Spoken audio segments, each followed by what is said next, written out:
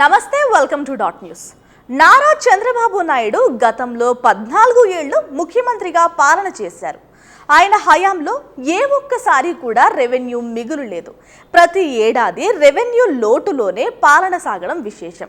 అలాంటిది మరోసారి సంపద సృష్టించి పేదలకు పంచుతారని చెప్పి చంద్రబాబు అధికారంలోకి వచ్చారు. అయితే ఆయన మంత్రివర్గంలోని ఒకరు చంద్రబాబు సంపద సృష్టిపై ఆసక్తికర వ్యాఖ్యలు చేశారు.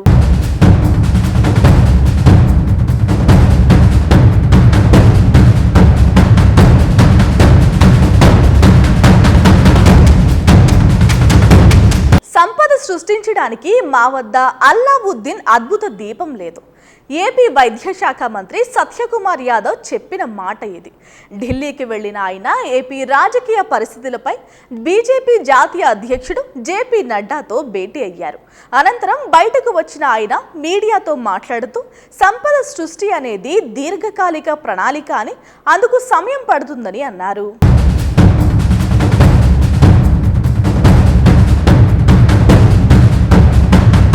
పైగా ఖజానా ఖాళీగా ఉందని, జీతపత్యాలు కోసం అప్పులు తప్పట్లేదంటూ వ్యాఖ్యానించారు. ఈ వ్యాఖ్యలకు తోడు కేవలం సంపద సృష్టి కోసమే అమరావతి ఔటర్ రింగ్ రోడ్డు మౌలిక వసతులు నిర్మిస్తున్నామని ఆయన వ్యాఖ్యానించడం కొసమెరుపు.